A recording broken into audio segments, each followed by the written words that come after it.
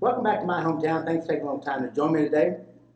Please welcome my guest today. She is a member of our community since 1983. She is a mother of three. She has a background in marketing, has spent 10 years being a personal trainer, and for the past 4 years has been in real estate. She is a real estate broker with Parker Properties, also has the Freebird Group under Parker Properties.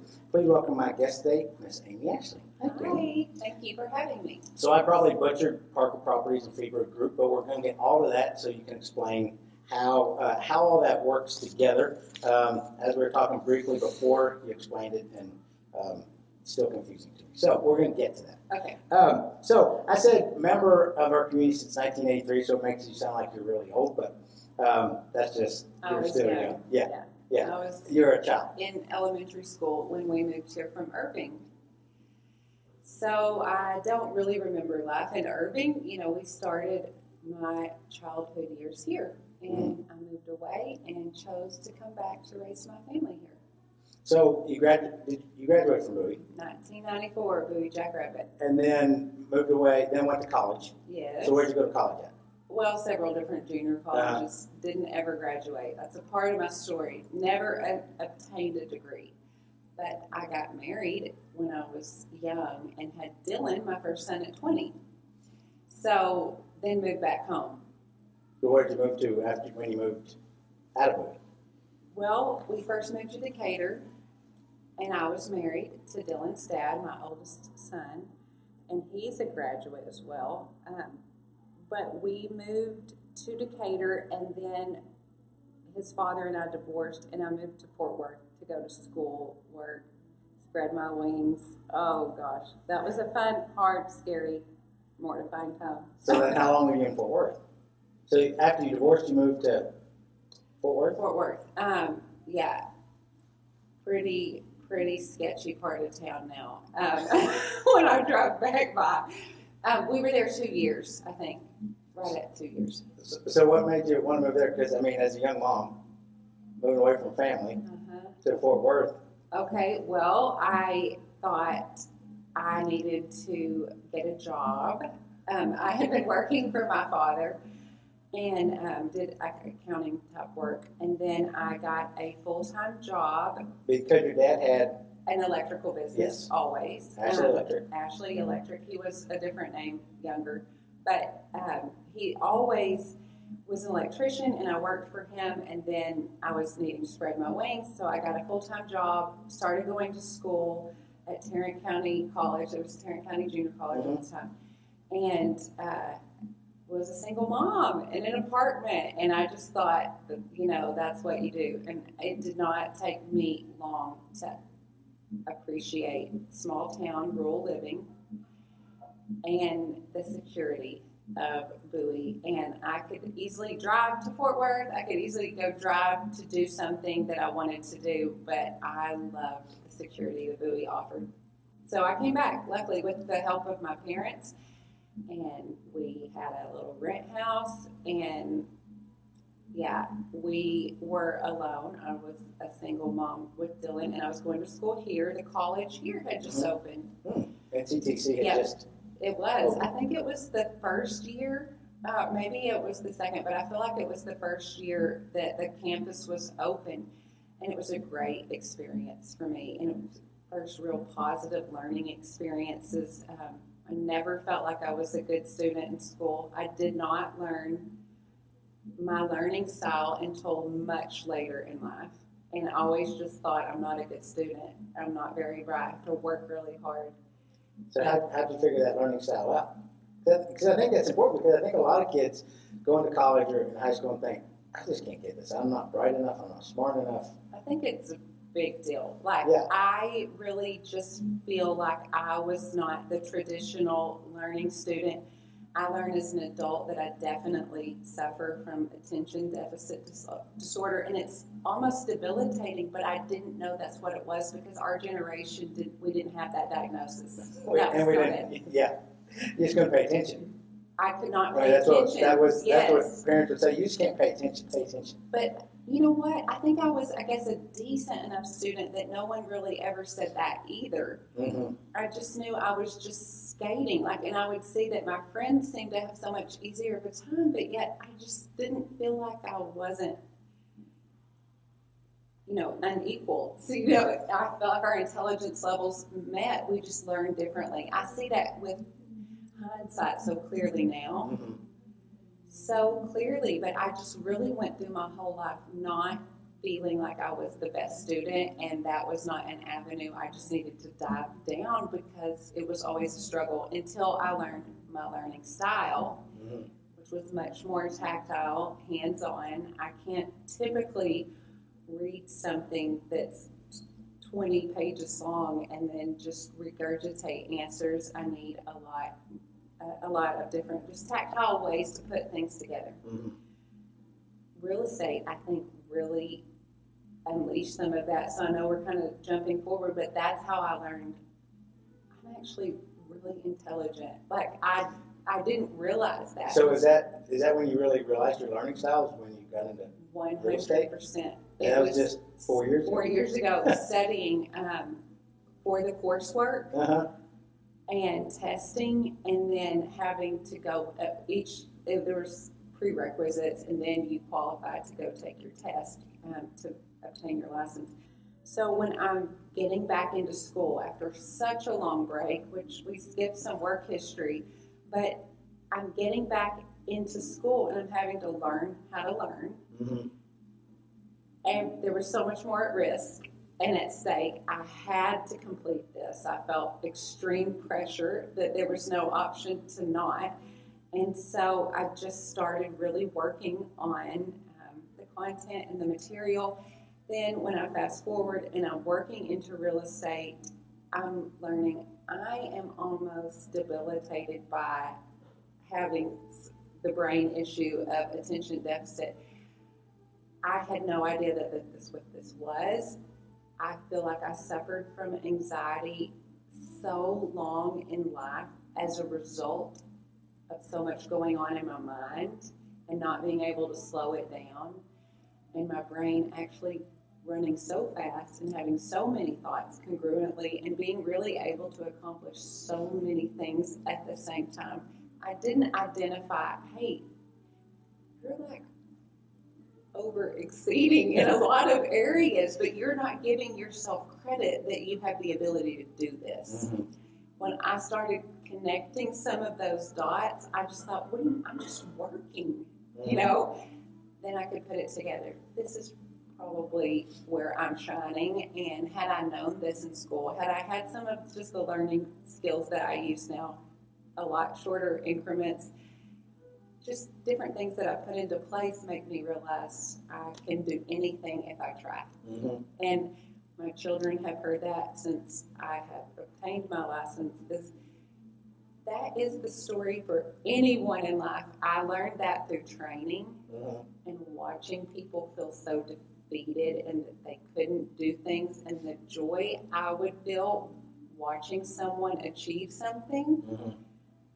Then me, the joy in trying to really take in what I just achieved in a short amount of time and giving myself a little bit of grace. Like, you can do anything. Anything's possible. Like, anything is possible, but you have to try, because that's the worst if you don't even try and put that first foot forward. You're not getting anywhere. I mean, whether you fail or not, Right. if you don't try, you have 100% chance of not making it. 100%. 100% chance. And didn't you feel like because I've trained in the past, I feel like almost anyone can do any exercise in about 30 days if they just work at it every single day, like almost anything. There's not anything they really can't do. Baby steps, Yes. Eat the elephant one bite at a time kind of thing. There's literally nothing you cannot do. And when I feel like I really started to meditate on that, I'm focused on what I want my business to look like.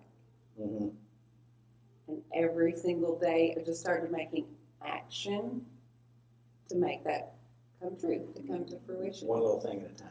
One move every single day that added up over time. And there's a lot of things that have added up over time. I think so many times people see us where we're currently at, and then they think, man, I wish I could do that or that, but they don't see the journey that went with that. 100%. They just see where we're currently at and want that. They sometimes want what we have, but they don't want to do what we did. 100%, I feel we all are like that to some degree. Mm-hmm. It's so easy to envy something, but then when you see the plan laid out, it took that person to achieve it. You may not be that. You're like, no, I'm going to pass. Like, that's not for me. I don't need to invest that much time in that. Mm-hmm. So then don't be a hating, you know. Right. Encourage them to go, good for you, but that's not for me. Yes, but it was that person's path, and they put in the work. Mm-hmm. So with having Dylan newborn, moving back to Bowie, going back to school a little bit, were you just kind of jumping around from jobs? Did you, kind of just helping out your dad at the electric business, or? So I did work full-time when we lived in Fort Worth, and then what brought me back to Bowie was my dad was like, come back home. You can work for me. And so, that was not a strong arm. I was ready. It was like I tapped out. Uh-huh. Like I was like, okay, I've tried this. I need the support of family. Why would you not? It's crazy to think about. I'm sure my parents were mortified when I think about it. As we get older, my kids listen to this, so they'll know the secret. But as we get older, we go, and our kids do certain things, we go, our poor parents. That's what we did to them. And they didn't strangle us. Yeah. So we have to have that same grace on our kids and not kill them. The same, and I have feared that all along. Some of the choices I've made, like Dylan would say, because I got married at 17, because I felt certain that was the right choice in the moment. Mm-hmm. So convinced. And when Dylan turned 17, he would say, Mom, how on earth were you married at this age? And he would just laugh. Then he turned 20. I can't even imagine that you had me at this age. So every time, Dylan will be 27 this week, and then Aiden is going to be 19. I'm like, okay, 2 kids, they've made it past that mark. They did not repeat my mistakes. And I'm not saying mistakes, but choices I made that with hindsight was not the best choice for myself. Mm-hmm. But you don't know that in the moment. Right. You only know with the knowledge and wisdom you have up to that point. That's why I think sometimes we look back and we should rely more on our parents and more a mentor that is going to direct us in the, because I got married at 19, and Kobe, he got married at 19, and I thought, that's too young, that's crazy. What are you doing? But when I got married at 19, I'm like, what are you talking about? I know what I'm doing. Yeah, I'm grown. Yes. So, moved back, you got married again. How long was it after you moved back that you got remarried? Terry and I moved back when I was 21. And I think Terry and I got married when I was 25. So it was about 4 years. So date for a long time, or? A year and a half. Mm-hmm. And we got married, and Dylan was 3. And we were married, I guess, about 4 years, and then Aiden came along. And so Terry went back to school. He went to school, and I worked full-time, and I was working in healthcare in marketing. Mm-hmm. Now I can see so clearly how those jobs served me so perfectly now in aligned relationships and ideas and understanding of what I needed my business to be was from those days in marketing. I loved it. It was a chance to connect with people, but on a much broader level. And it helped the geriatric population, and that was something I was so uncomfortable with. And so then it broke down that barrier, and it was a growing experience. Mm-hmm. I made a lot of great relationships. And then we had Lily in 2008. And so we are rocking along, and you're still working in healthcare. healthcare.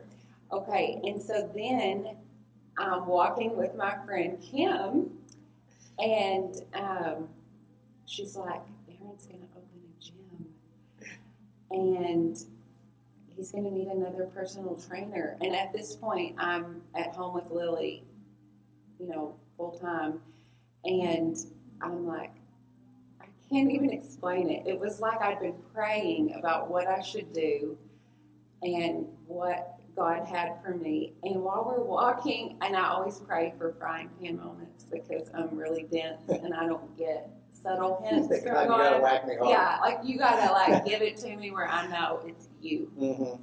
We're walking, and it's clear as a bell. It's like the clouds parted and the sun shone on my face. Like, this is what you're supposed to do, and I'm not making that up.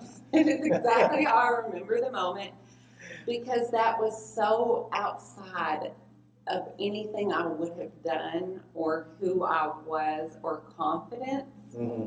It was so outside it. And then you encouraged me, and I went to Cooper Institute, and I felt this whole world opened up for me. I'm still so grateful for that knowledge and that base, and then the gift of connecting with people one-on-one, and the relationships formed over those years. Just there's so much greatness that came from me working in that industry, all because Kim and I were walking that day. She shared her heart. I shared that aligns with what I need for my life, and it unfolded into so much. And that one conversation lasted a span of 10 years. Yes. of a business. One conversation, two friends out power walking, speaking their minds. Mm-hmm. Like, that set a whole trajectory for my life. Mm-hmm. And you never, ever know the power you have over someone, not in a bad way, but like in an empowering, strong way. Mm-hmm. That one conversation put me on a path that I firmly believe led me here to where I'm at today. Mm-hmm. And that leads into Terry and I are married at this point for a good amount of time, and I'm saying, I think I want to do real estate. I've always thought about it. I guess you're supposed to do something that's always on your mind, always on your heart, always burning inside you. And I needed to increase my income for my family. And I was thinking on it and praying on it. And my friend Jennifer Harris said, hey, my sister Tracy works for Parker Properties. You should give her a call and just talk to her about it. And I did, and we had like an hour-long conversation. She felt so good about it. She shared so many things, and I thought it was so good, but again, my faith is strong. And side note, in the meantime, Terry worked for Wise Health, and he said, hey, I see that they have a PRN position for a personal trainer, and it's for when they open up their new facility at Fenwise. And so I went and interviewed, and I just was like at a crossroads, like, what am I going to do? Am I going to try to go into real estate? Am I going to take this job? And I prayed about it, and I just felt so strongly that I was supposed to go to Fenwise. I had no clue why, but a lot of it was my confidence and feeling like I couldn't do real estate at the time. I see that unfolded great relationships. And what year was this that you had that first conversation about Parker Properties? Okay, I got my license in 2019, so that was probably 2016. Yeah. A few years before, when you had that first conversation. Three. And it was only a conversation. But again, like, you just never know. And I feel like if I could share anything about that time period in reflection is, don't ignore something that is always on your mind. Don't ignore something that's always spurring you interest. Mm-hmm. God doesn't sow things in your life that are meant to fall void. And I think that if you're feeling it, if you're thinking on it all the time, it is a path you are supposed to explore. It's not just like a crazy idea. Mm-hmm. It's not. Mm-hmm.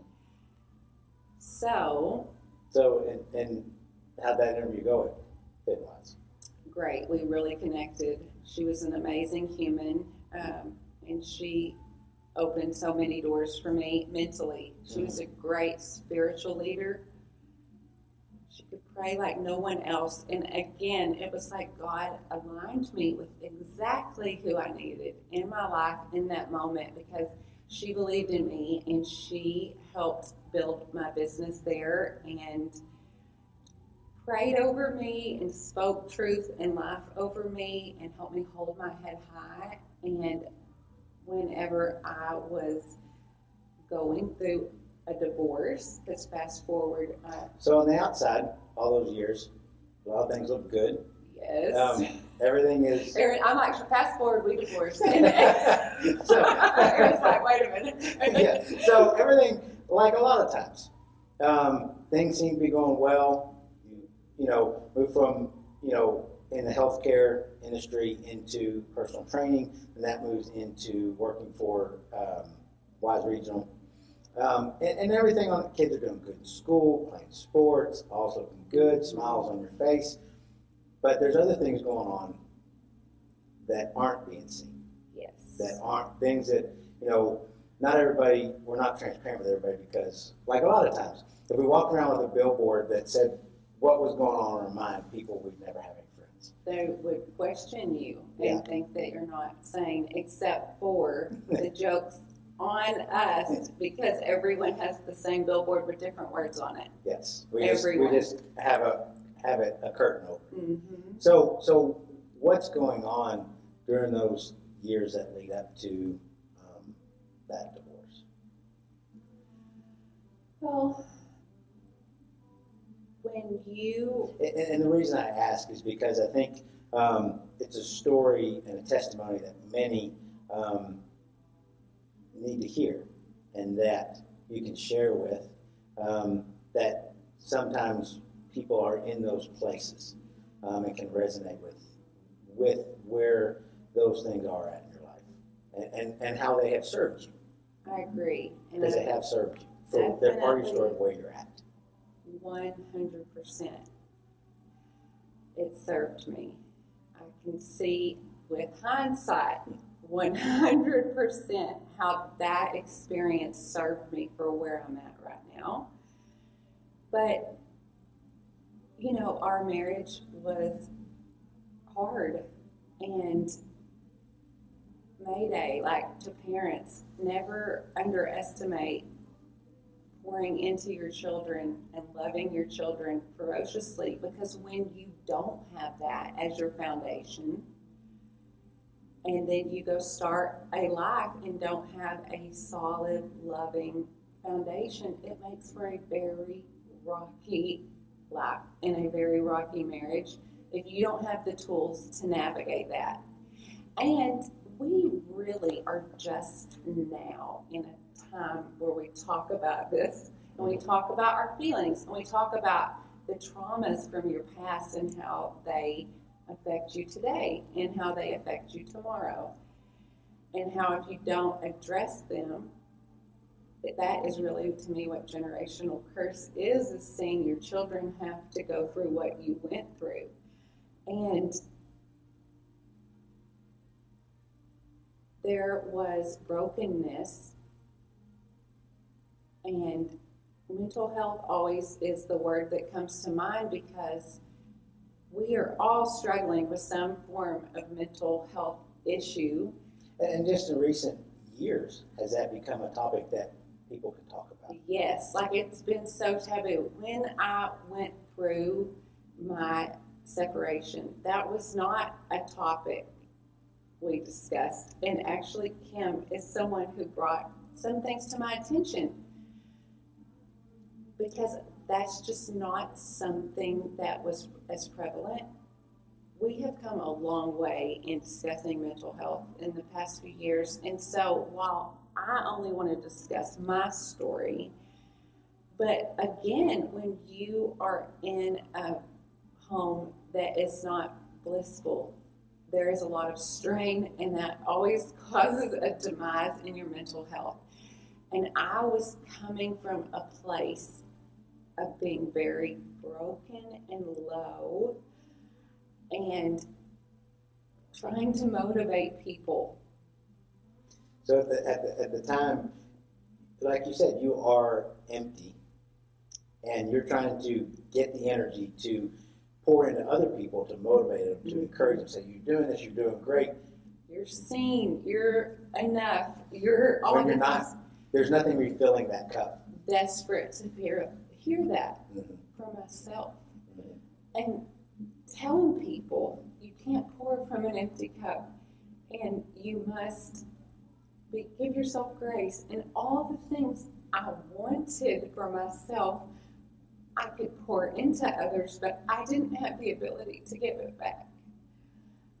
With hindsight, I see that now. So at the time, what are you thinking about yourself? Like, I just can't get together. What's wrong with me that I can't get out of this? Well, I didn't know. I didn't have the language to say, this is what's wrong. I have it now. I had the ability to walk out an unlocked door for years that I didn't walk through. So I hold the accountability that that was an option. And that took a lot of work to be able to have the language to say that. But it took almost everything out of me every single day to pour into someone when I had nothing to give. But in return, as well, I got so much poured into me by seeing others succeed and be successful and depend on me and need me, and that relationship, it just becomes so strong and intimate on a friend level. Like, because when you spend an hour 2 days a week with anyone, you're sharing parts of your life and your story. And so the gift of being able to connect with humans is beautiful most times. Most of the time. So what you mentioned that it's an open door. You can walk out that door any moment you want. It's your choice. What are the thoughts that you're having that are keeping you from walking out that door? Money, being able to provide for yourself, the trauma and the stigma of going through a second divorce. That was huge for me. I did not want to put my children through a divorce, and I say second as in Dylan had to endure being from a broken home, and I wanted to do anything to not put that upon my children. And I think he did as well. I don't think ever that was the end goal or the want or the desire at all. I think I learned when you walk away from something that is not working, it doesn't mean you stop loving the person. And that was very confusing for a very long time, because you think that you are divorcing someone and that it means there's no love there. But it took so much mental work to understand, just because you love someone doesn't mean it's what's best for you to be with them. So then you have to choose you for your sanity. And it's been a process. And as a mom, sometimes that's really hard to choose you. It was the hardest decision I've ever made. But I know that I stayed until I physically couldn't any longer. I was able to share with Aiden recently. I can tell you, still to this day, I stayed until I could do not one more. And there's no blame. There's zero blame. Zero. I just can see with better eyes now. I can see the places that should have pivoted, in hindsight, and do-overs. All of it. We are human. But when I knew my mental health was about as out of control as I could let it be, I was just so low. And I was able to move in with my parents. And that was humbling and hard, but it was a sanctuary of healing. And at the time, are you thinking, what are people going to say? Yes. Living up, growing, graduating, living here, being a small community, everybody knows your business, whether we want them to or not, or they're going to make it up if they don't. Yep. That had to be a concern of what are people going to think. I was a business owner. I was back with my parents. I lived in my childhood bedroom. I built 2 custom, beautiful homes, but that was a better option.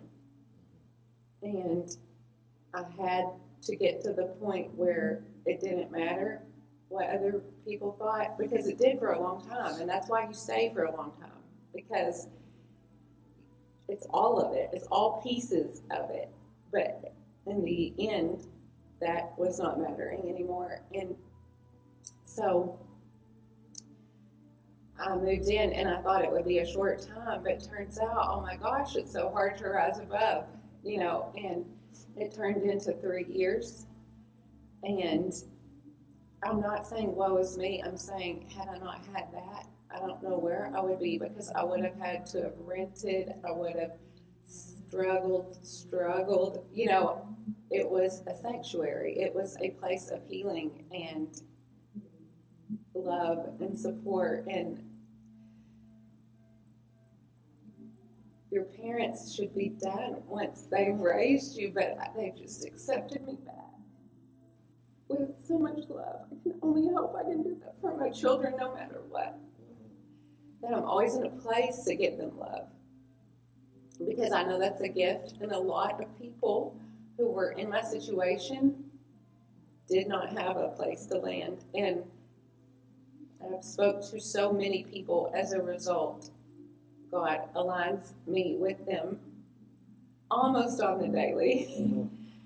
And again, I see 100%. I walk through that because I love to minister to women and to love on them and help them see their value and their worth. I struggled with staying for so long, partly because of my faith. I was always raised in church and have always had a strong faith. Obviously, like any human, you wax and wane in any relationship. But I've always known my base and my core, and I pray, God, align me with who you want me to serve and who you want me to speak to. And it's like I will pray that, and by lunchtime, somebody will ring my phone. So how do you make that decision, being raised in faith, and make that decision that now's the time to walk out that unlocked door? It was very difficult.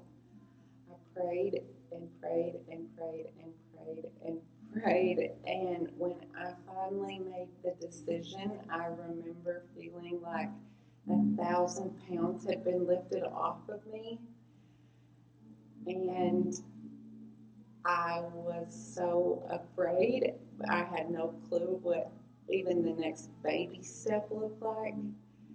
But then I had to work through it, because I struggled because I had been divorced. I just didn't want to put that on my children. I didn't want to be divorced twice. I didn't want the label of any of that. It was such crushing weight in a small town, and I had to just work through it. It was just something I prayed through, and then I realized I cannot stay here anymore because I couldn't even function in my mind daily because of where things had gotten, and it was not healthy for anyone. Mm-hmm. And through those years, as you mentioned, you start to lose your sense of value and worth.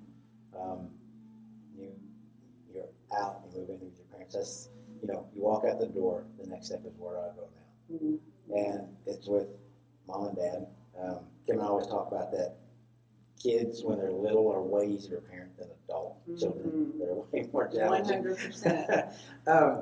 How did you go about working on rebuilding that sense of worth and value? Because that's not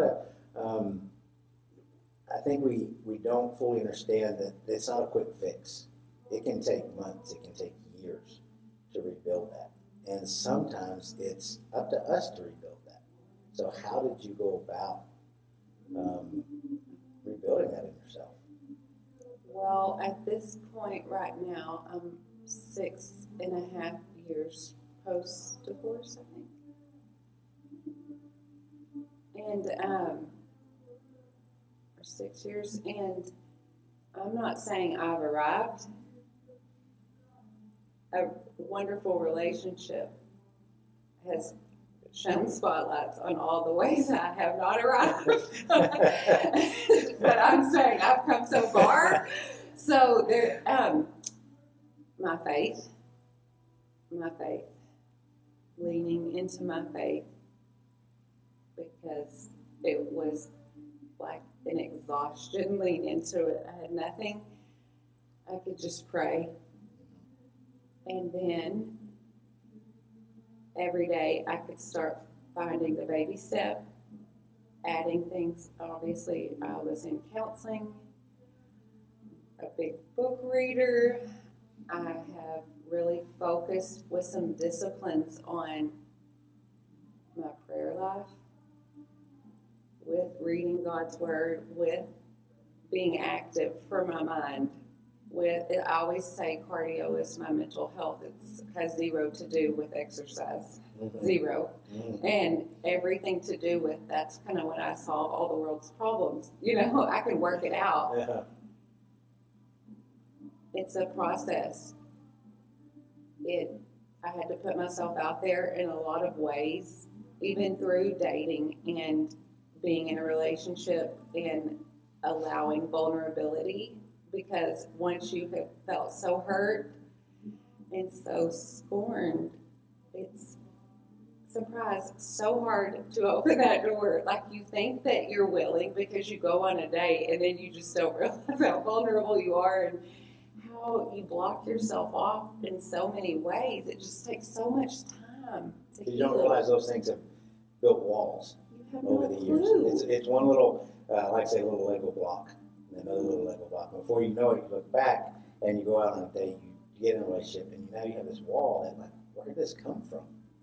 Things that would prick me, I would be like very overreacting to something. Then with hindsight, I like to fast forward the overreacting part. And then with hindsight, you can realize I was a little bit crazy because that was not about this person at all. It had zero to do with them disrespecting me, hitting my boundary, anything, like zero. That was all me and how I reacted because it made me feel a certain way. And that's a challenging place to get to. It is. Because a lot of times we want to say it's that person. Yes. They said this, they did that.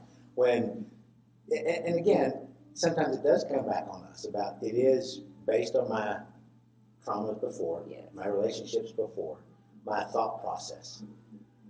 I have worked very hard at rewriting the story I'm telling myself. I mean, I've spent a lot of work on my self-talk, my self-love, my giving myself grace. About 4 or 5 years ago, we did this Bible study. It was Jensen Franklin's Totally a Part of My Story, Love Like You've Never Been Hurt. And it hit. I was struggling with forgiveness, and I have 70 times 7 tattooed on my forearm because it's literally like a Post-it note to forgive. It's a reminder to give grace. And I think when I got the tattoo, I thought it was about my past relationship and needing to work through forgiveness. And it's funny how it's morphed because in my mind, it's more about forgiving myself and giving myself grace daily, because nothing I could hear from someone else could ever be as harmful as what I'm telling myself. And the story that the criticism and the level of scrutiny I put in my mind on repeat so loud. Like anyone who could criticize me, they don't have anything on me. Like what I'm doing to myself daily. And learning that that is what that is. And I do the work. I'm all about showing up and figuring out what the work is. But it's a process. I'm not there, you know. Or as any of us. Right. Yeah. It's a very challenging process that I think we want it to be fixed, but sometimes we don't want to put the time into it. You know, there's probably women that are listening to this that may be in the same position that would say, you know, I can't believe you did that you left. But I think it's an individual choice, no matter what your faith is. But they also might find that strength in that and go, she's saying she didn't know the next step. But part of faith is stepping when there's no stone there to step 100%. On. Knowing that as soon as your foot hits the ground, there will be a stone for that next step. 100%. And for sure, like my faith, my grandfather was a Southern Baptist preacher. Like this has just always been ingrained in me. And feeling like I was going to let him down, even though he had passed already, just that was a lot. There was a lot of pressure, but the faith, the religion, not the faith, the religious portion indoctrinated in me kept me there. My faith is what saved me, because it was stepping out in faith that no matter what, God would protect me and provide. And every single step of the way, I have seen provision. I have seen him part the Red Sea for me, literally pour knowledge into my brain, do things over and abundantly. I feel like I can set a goal, and it was an Aimee-sized goal, not a God-sized goal, because he'll come in and crush it. Like, I just feel like I've seen him do all of these things in my life because I stepped out in faith and listened to his voice, and I just kept trying to seek what the next step was. But is that the scariest, most crazy thing to say out loud? Yes. 100%. And you kept pouring time into understanding what he wants for you. And as you point out, you're in a relationship for a long time. You're really struggling to, what do I do? But I also want to point out that it wasn't one thing happens, oh, I'm out, I'm gone. No. A lot of things happen. But also there were times where you were quiet to try to listen. And sometimes maybe he didn't speak to you. Maybe there weren't times you were getting the frying pan moments. But I think it's important to point out this: we have to still be quiet and let him speak. And sometimes our mind gets in the way of that and say, well, this is what I should do, and that's not really what was his will. So in order to follow that moment, we have to be quiet and understand so we know what the next step is. And that next step looks different for everyone. Everyone has an individual story. And I feel like everyone needs to be quiet and listen for what that next step is. 100%. Because that next step creates another step. And all those, if we had put those steps in a line and we had a pathway, it wouldn't be a straight pathway to where you are now. No. There would be moments of there's a cliff you're about to fall off of. There's nothing there, kind of like Wile E. Coyote. When he goes over the cliff, he realizes where he at and goes straight down. But every time there's something else there to catch you, and that's God with the next step. But the important thing is the first one. And not letting all those outside factors influence. What are people going to think? What are they going to say? Because those are strong things. I was terrified. It felt like there's not an adjective I can think of to think about the fear that was driving me at that point in my life. Complete fear. I was terrified. I just did not know how anything was going to turn out, and I feel crushed, like in that moment. Like I can't even function. Have my parents to land, and so many people opened their homes for me. I had a friend get her shop ready and like spray foam it and put air and heat in it so that I could work and support my children. Just seeing God, like that was God working through someone else, giving me that gift. Like I've just seen so much good from so many different humans in the right moment, in the perfect timing. And I just pray every day that I don't let it fall void and that I'm being the same hands and feet. Because had those people not been the light for me in those moments, I wouldn't be successful. I wouldn't be doing anything right without having everyone just give me a little boost. Mm-hmm. Yeah. And your story is part of other story, and their story is part of your story.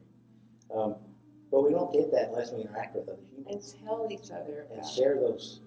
Sometimes share our pains, our burdens.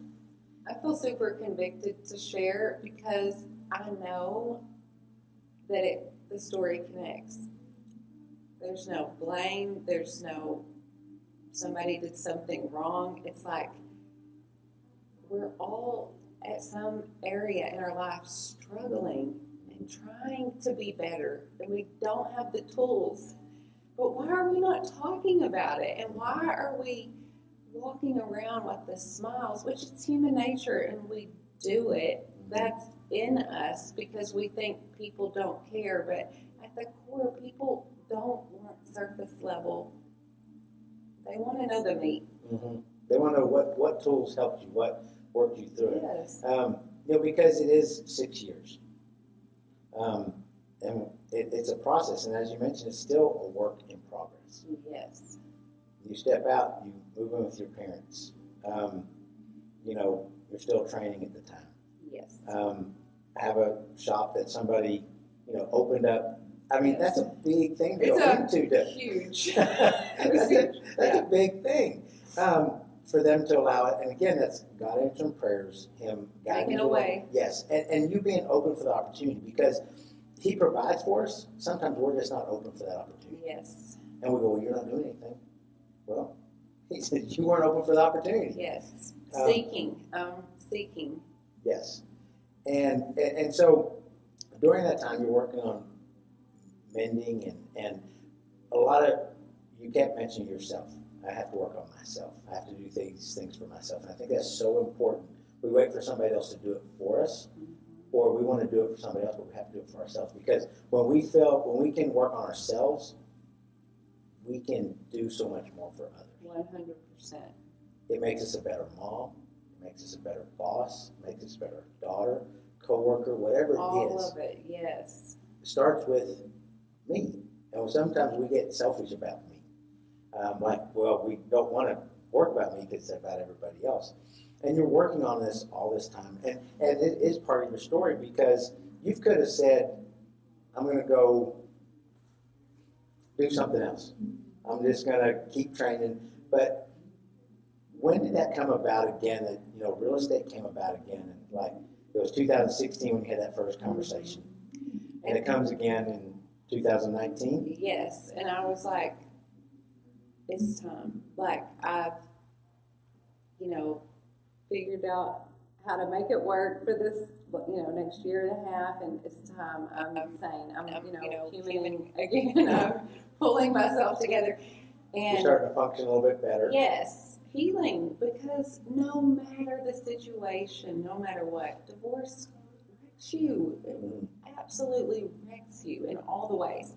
So I'm putting myself back together. I'm raising my children, and I'm feeling that, I am not going to be able to support my kids doing this at this level. It's just not going to happen for me. So I'm still working at Fit and Wise. I'm still working out of my beautiful friend's shop, and I start the coursework. It takes me a while because I'm figuring out life. I'm really having to figure out how to study again, all of these things. And already, when I see agents go through, they've already made the curriculum more user-friendly, where it was even more dry, So you're trying to learn, and I'm getting through the coursework, and go and test. And then, all of a sudden, I got my real estate license. How did that just happen? You know what I mean? I'm just working every day. Trying to check the boxes. Just doing a little bit at a time. Little bit at a time. Going to work on this when I can. It took me, when I went back and looked, 6 months to take all the courses. And you can do it in a much shorter amount of time, but it took me 6 months. I made it through. Working on a little at a time. I was still working on 6 years. Yes. Mental health, finding that value, finding that worth. It's a little at a time. But looking back, you did it in 6 months. Yeah, oh my gosh, I just did that in 6 months. But now I'm also I could have been faster. So I'm so hard about it. I could have done that faster, but it did. It took all of that because my mental health was so low. And, it's not just because you leave that the situation is resolved anyway. So there's a lot going on in my life still that I'm working through. And I get my real estate license. I decide to work with Parker Properties because in my mind, after speaking those years ago with Tracy, I just kept watching that brokerage, and it was that looks like where I want to go. There was really not words to say why. I just did my research, and I'm that's where I want to work. And that's how it started. And so then you work for Parker Properties. Well, you still work for Parker Properties, but as your business grows, you have an opportunity to get a group. How does that? Because you currently have Freebird Group. Yes. And so we'll talk about how that group came about, and then we'll also want to talk about the name, because I think names are so important, and they usually have lots of meanings. So I want to get to that too. But how does a group come about? How does that work? Okay, so in real estate, as the brokerage grows, it's common when the broker would allow for a group to be formed, because then the person who's running the group is in charge of those agents, and it relieves the burden from the broker. Even though his liability is the ultimate liability, it gives him a break from managing as many people. So when an agent starts a group, they bring in agents they want to work with, and then the head broker does not have to provide the management.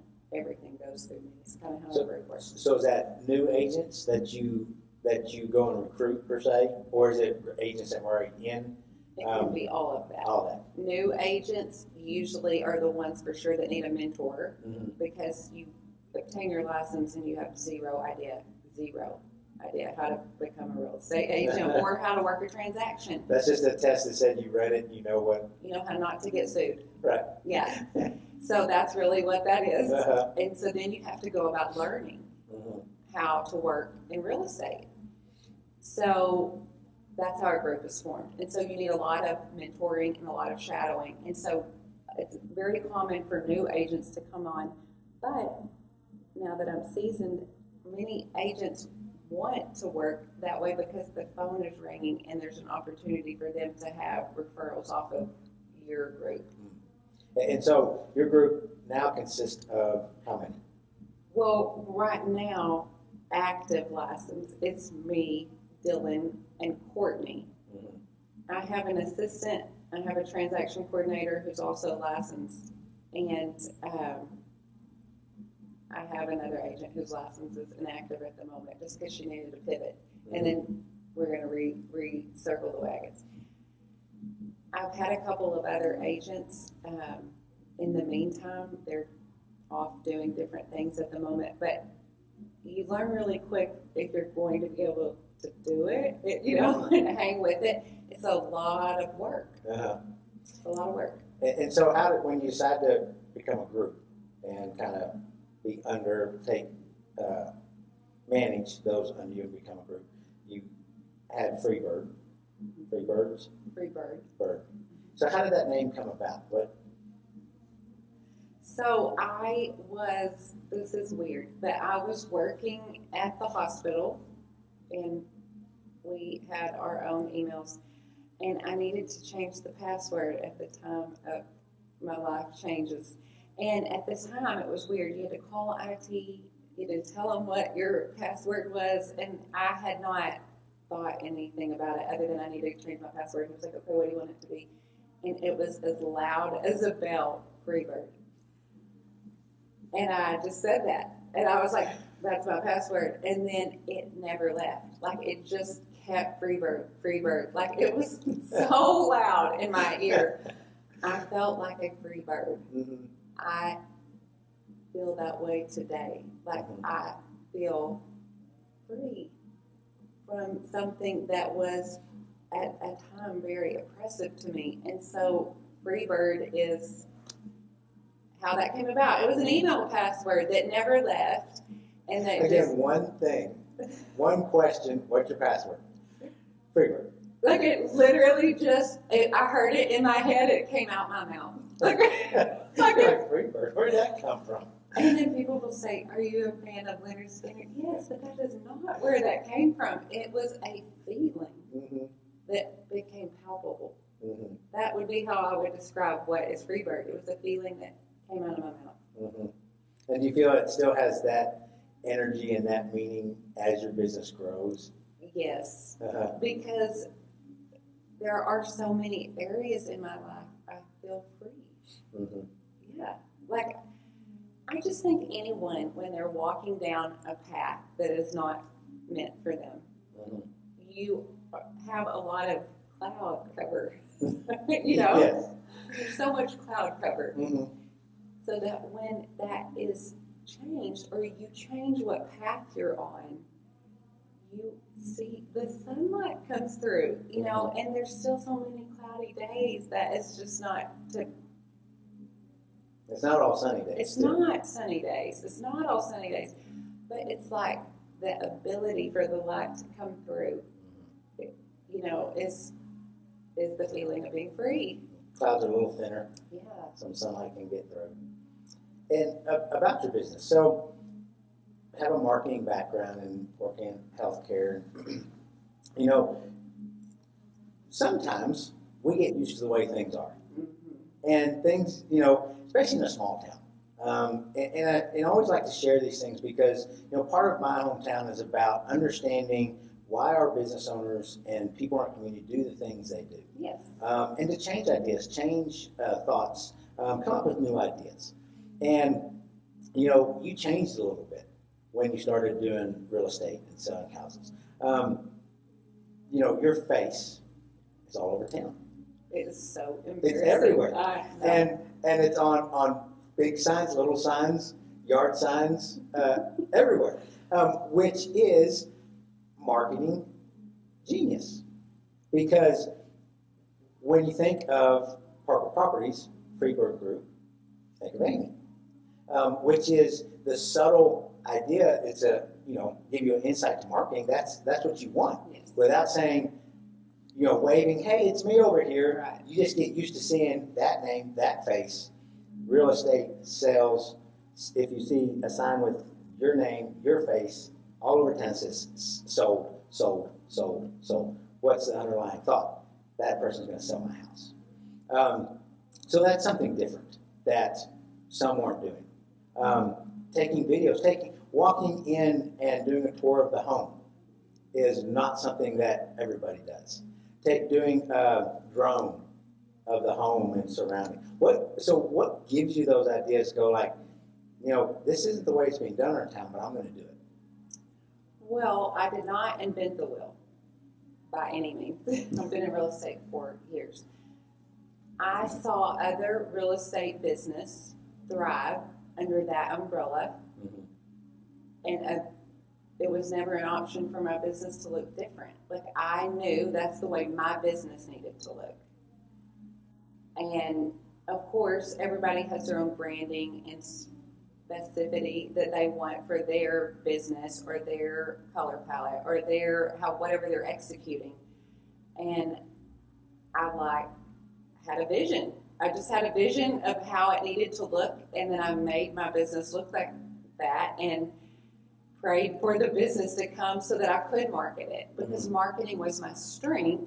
And so I had not a lot of real estate strength when I started. So I'm like, I've got to build off of my asset. And my asset was I was marketing minded.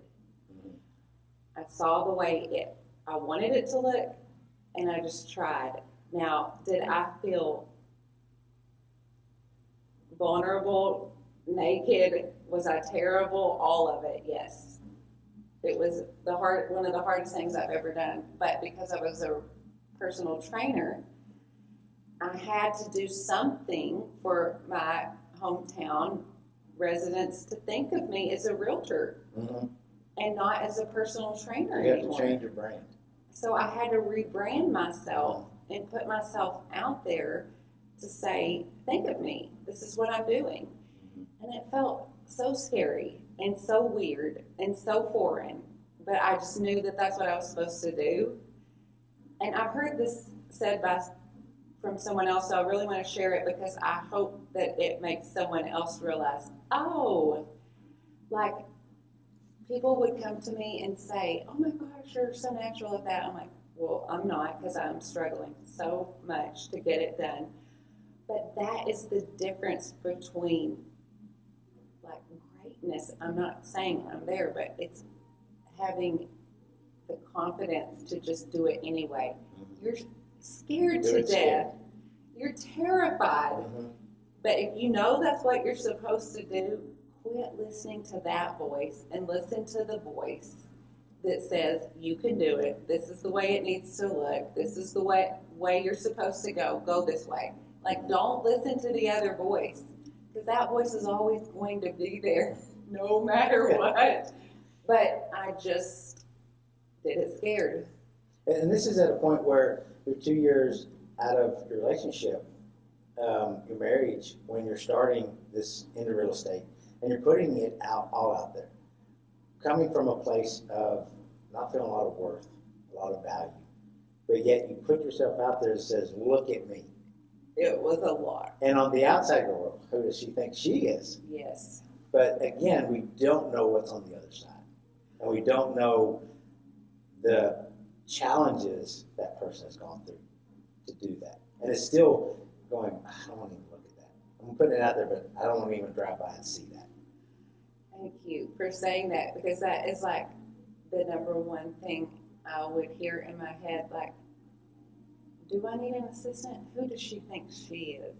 Why would her business need an assistant? And then I realized, after hearing that for so long, hiring an assistant, oh my gosh, why did I not do this sooner? Like, I was silly that I didn't go down this path. I was silly that I didn't listen to that. Like, I just keep hearing those things over and over and just do it anyway. Mm-hmm. Fearful or not, do it anyway. And hold your head up high and move forward. Because a lot of those people, naysayers, that are having those thoughts and opinions, oftentimes aren't moving forward. They're the ones standing on the sidelines watching. Heckling. I always share a story about one of the triathlons I did. And it was one of the first ones I did. I was coming out of the pool, overweight, have a lot of things bouncing and jiggling when you're running. You just got swim trunks on, tight swim trunks. And I'm running past these guys, and I didn't hear them, but Kim tells me they were laughing at me. And so for her, like, it made her mad. Yes. And at the time, it did me too. But as I look back on that, because hindsight is so great, I think they were spectating. Mm-hmm. They were not in there doing the work. 100%. So if you may not always have the right look, the right feel, but you're out there doing it. And just like, if you're going to share on social media, it's going to be scary for your business. But the more you do it, the better you get at it. The easier it gets. You're probably way better 4 years later at selling a home, real estate, commercial property than you were 4 years. You don't bumble and fumble your words. Right. It's like, completely. This comes natural. Muscle memory, right? Yes. Right? Yes. I've taught muscle memory. Yes, it's the same thing. For sure. We're going to be lousy at it first. It's going to suck. Really, that's the word for it. Mm-hmm. Like everything. When I go back and look at some of the beginning stuff, I'm mortified that I really put that out there. I hit post on that. What was I thinking? But it's what I did. It's where I went, and it's how I probably got a little bit better. And I still, my gosh, I have so far to go. But I just realized that at the end of the day, I need to support my family. And if that is what I think supporting my family looks like, that's what I'm going to do. And I'm going to shut out the voice in my head along with any glimpse of another voice I might hear from someone else. Like, I just gotta feed my family. Mm-hmm. That's really what I feel. Mm-hmm. And I just have to put the brave face on, because it doesn't ever not feel scary. It doesn't feel good to stand in front of a video and talk and then watch it back and not crucify yourself. Mm-hmm. It's very difficult. I should have done that. I should have done this. Yes. In the early days when I done YouTube, I'm like, I watch them and it's hard because I'm like, get it out, brother. Spit it out. Get out those words. But the quicker we do it, the quicker we get those bad things out of the way. Yes, because you're on your way to your yes, or you're on your way to your success. When you said about them laughing at you, it makes me think, because I'm a big Brene Brown. I've read every book, I think, and all of her social media. She has encouraged me with leadership. If you don't know who she is, you need to. She's a fellow Texan. Mm-hmm. But she always quotes the Teddy Roosevelt quote of the man in the arena. You need to put it up at the end of this podcast. It's in my office. It's on my refrigerator. I have one of the best. I have a Post-it note. I have a mirror in my closet that says "Man in the Arena," because I need the reminder all the time. If I'm worried about critics or naysayers, I'm the one doing the work, and I'm not going to ask advice from someone not in the same arena as me, not doing the same work I'm doing.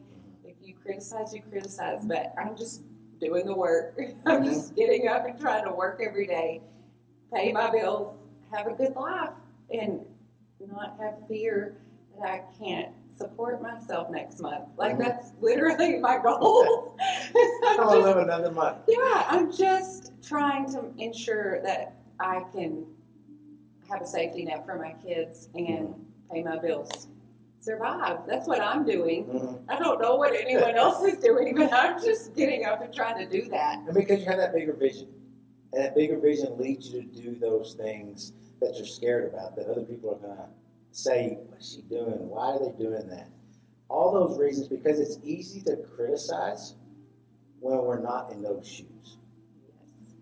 So it looks it's a different point of view when you're standing in those shoes. as it is from standing on the outside.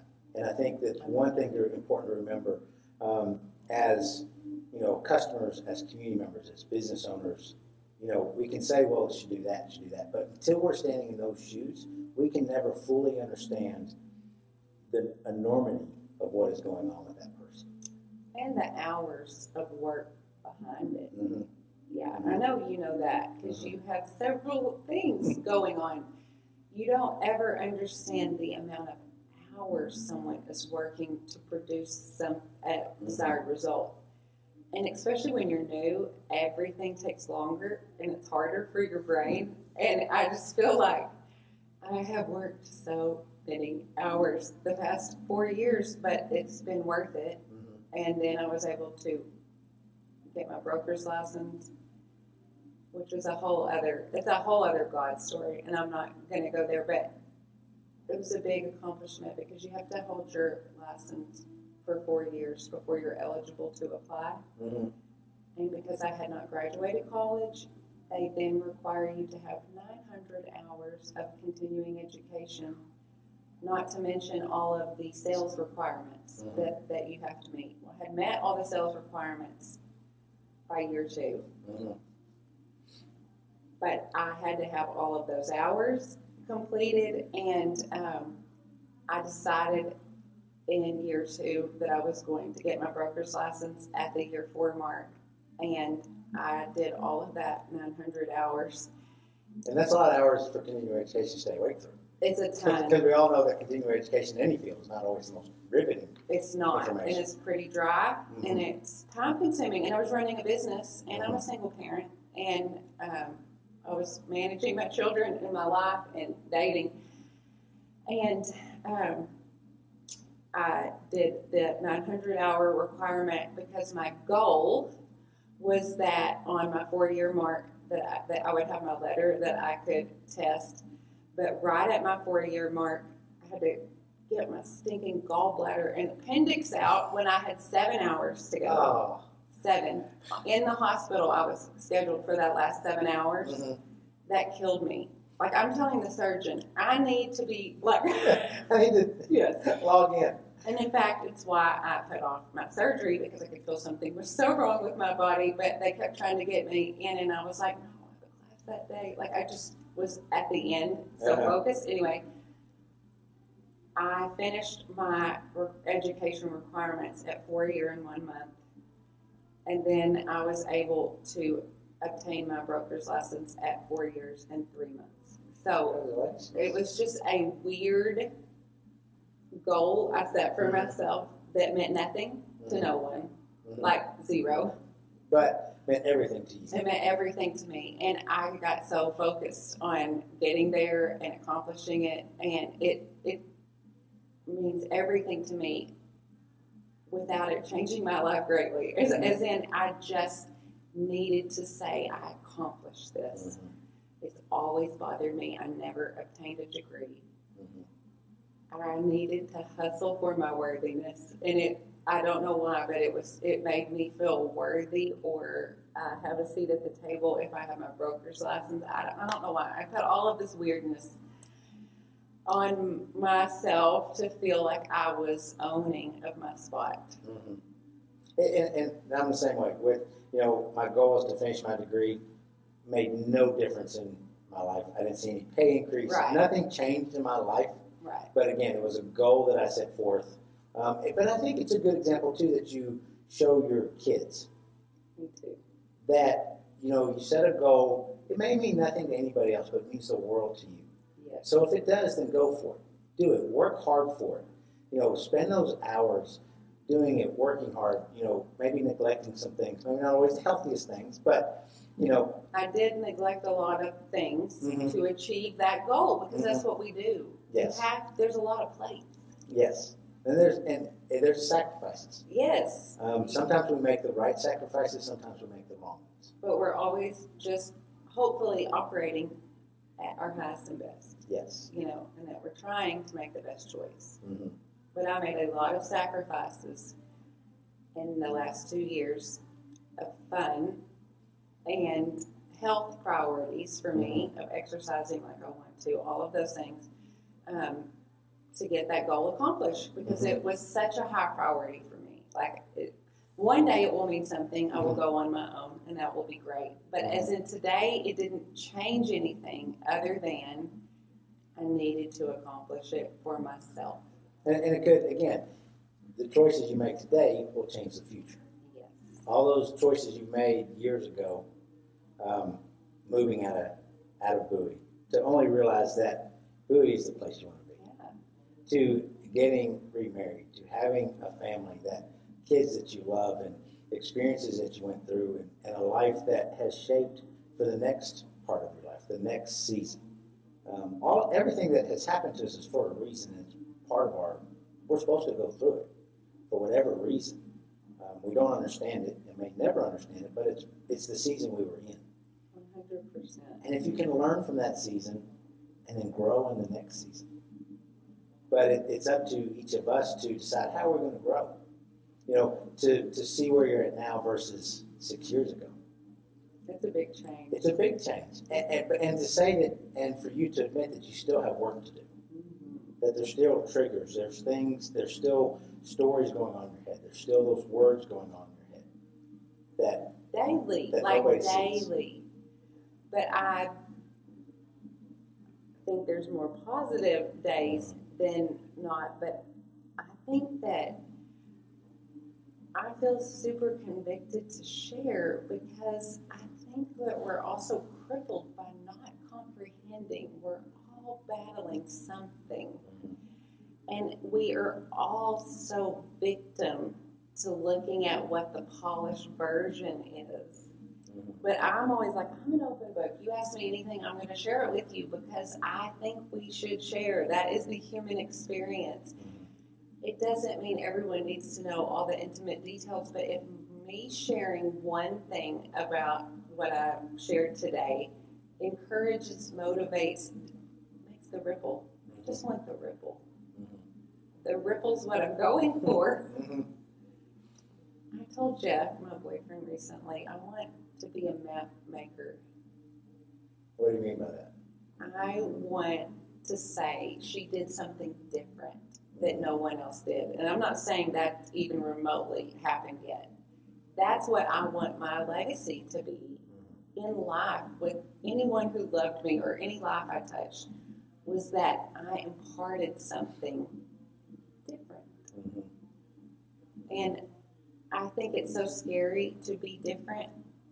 But if we can all just lean into our own self, I've shared that with you. Like, in my mind, no one else can be Aaron Degler. You are the most amazing human at it. And if you stop doing it, who else is going to do you? And like God put you here to do you.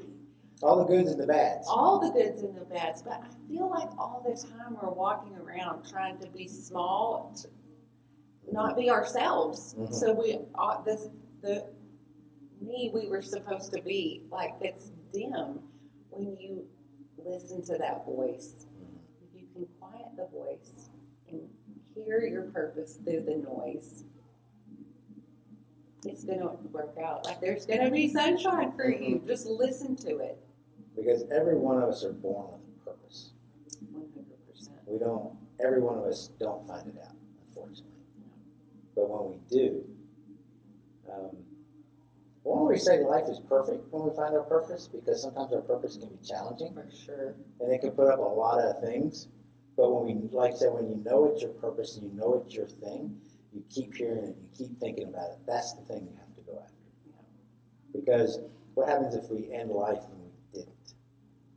What lives did we miss out on touching? What of our own life we missed out?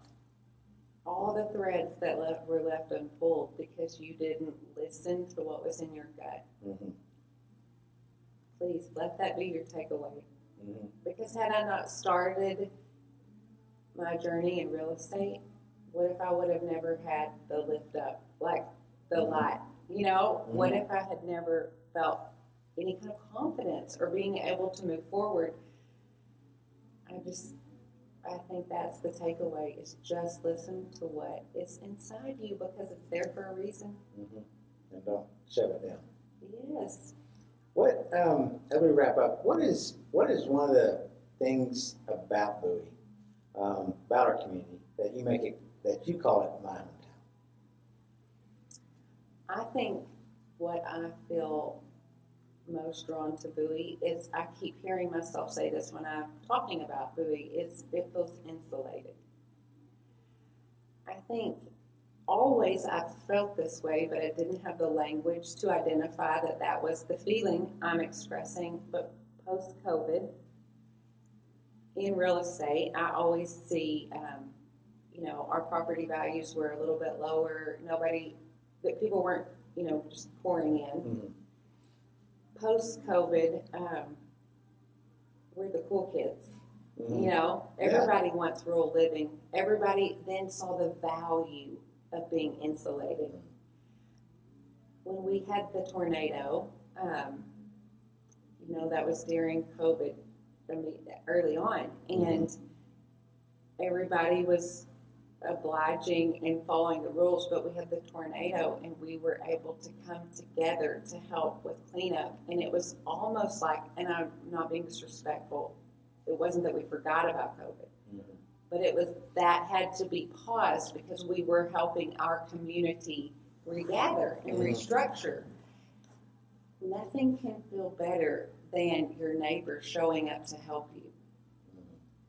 That's insulation. That is safety. Right now, with all the unrest in the world, I just went on a trip and was in Boston, my favorite city. I always say I love that. It's the most magical place. But I had this sense of unrest and fear because there were all these protests and police were everywhere. I don't like the way that feels. Like the feeling of being safe and secure in Bowie is home. That is safety. That is what lifts you up, when you can feel your community can support you.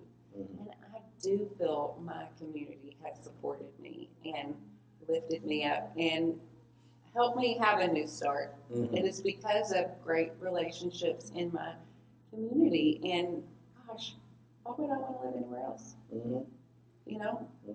It's a great place to live with great humans that we have ties to for years.